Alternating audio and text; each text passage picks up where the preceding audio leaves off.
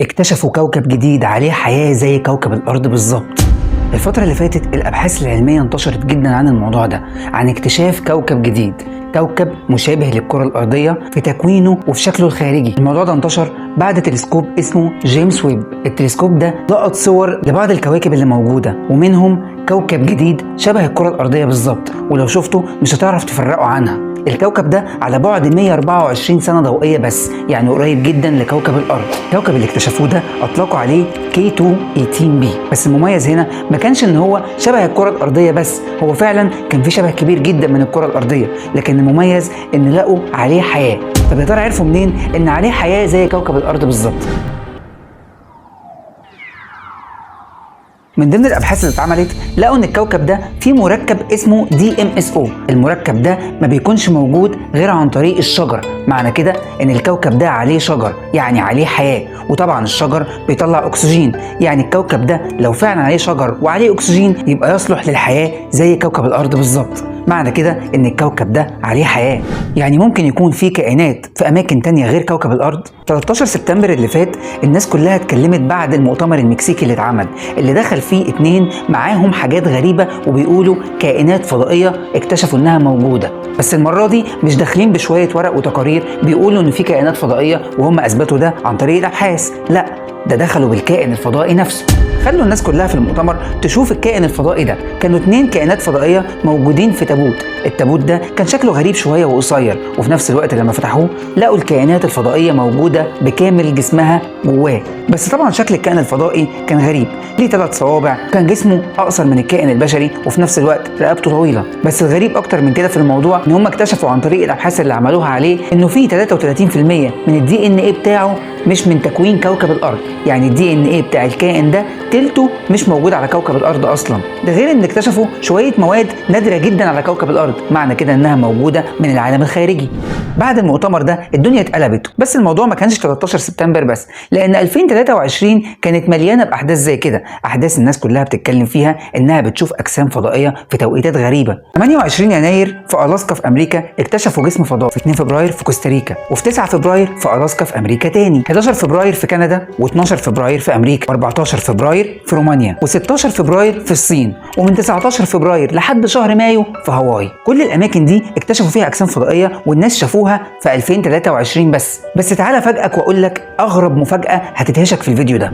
موضوع اكتشاف الكائنات الفضائية دي مش اليومين دول، ومش جديد على الناس، ومش من سنة ولا 2 ولا من 10 سنين، ده من آلاف السنين من قبل الميلاد. سنة 1450 قبل الميلاد، يعني من حوالي 3500 سنة، الملك تحتمس الثالث كان بيخش معارك كتير، وفي معركة من المعارك دي ضد أعدائه في النوبة انتصر عليهم، وبعد الانتصار حب يوثق الانتصار ده على مسلة من ضمن المسلات اللي كانوا بيبنوها في الحضارة الفرعونية القديمة. لقوهم ان هم راسمين نجم وبيشع نور دليل على انتصاره على أعدائه، وكان فيه شوية أجسام فضائية حوالين النجم ده. معنى كده ان الحضارة الفرعونية اتكلمت من آلاف السنين على الفضاء والكواكب وعلى حاجات كتير هم كانوا مكتشفينها ساعتها، وده ان دل بيدل على تقدم الحضارة المصرية القديمة اللي كانت قوية جدا في وقتها، وكان فيها اكتشافات وأبحاث علمية رهيبة. ومن بعدها مش بس الحضارة الفرعونية اللي اتكلمت، حضارات كتير جدا على مستوى العالم اتكلمت في نفس الموضوع، لقوا انه في نقوشات وحاجات قديمة جدا بتدل على ان الحضارات دي كانوا اكتشفوا كائنات فضائية.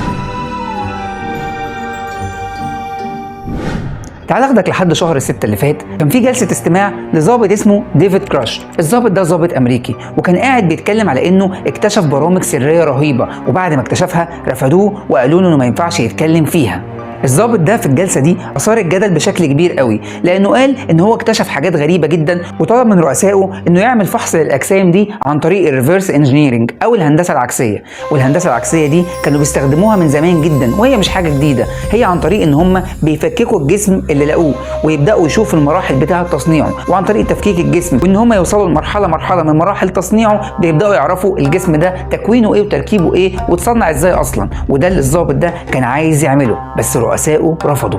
وساعتها قال إنه الأجسام الغريبة اللي كلنا بنشوفها في الأفلام بتاعة الكائنات الفضائية هي حاجات حقيقية، وما كانتش مجرد خيال أو مش حاجة مصطنعة جديدة عن طريق الأفلام دي، دي معلومات موثقة وجاية عن طريق البرامج السرية والأبحاث اللي هم بيعملوها، وإن هم شافوا الحاجات دي فعلا وبدأوا يطبقوها في عالم الأفلام. وعشان كده رؤسائه ما رضيوش يخلوه يعمل الأبحاث بتاعته ولا يعمل هندسة عكسية على الأجسام الغريبة اللي كانوا بيلاقوها. ومن ساعه الجلسه دي الموضوع اتكتم عليه، لكن الضابط قال انا هفضل ورا الموضوع لحد ما اوصل لنتيجه حقيقيه. طب ما هو معنى كده ان اللي حصل في 13 سبتمبر في المكسيك ممكن يكون حاجه مش حقيقيه، ويكون الاجسام اللي الناس دي دخلت بيها هي اجسام لكائنات عرايس او مش كائنات حقيقيه، ممكن تطلع عروسه لعبه في الاخر. يعني الموضوع ما فيهوش كائن فضائي ولا حاجه. هيجي واحد ويقول لي طب ما هو سهل جدا ان هم كانوا يحللوها، يعني القائمين على المجلس نفسه كانوا يطلبوا تحليل الاجسام دي، وعايز اقول لك انه ده حصل بالظبط. هم طلبوا ان هم يحللوا الاجسام دي، لكن كانت المفاجاه من اصحاب الاجسام اللي لقوها دي، رغم ان هم داخلين بجسم الكائن الفضائي نفسه، لكن رفضوا تماما ان اي حد يلمسه نهائي. طب يا ترى كل اللي بيحصل ده والناس دي اكتشفت حاجات ليها علاقه بكوكب K2-18b الكوكب الجديد اللي اكتشفوه، ولا الموضوع ملوش علاقه؟ انا عادل مجدي، وعايز اشوف رايكم في الكومنتات عن موضوع اكتشاف الكوكب الجديد وعن امكانيه وجود حياه جواه او لا.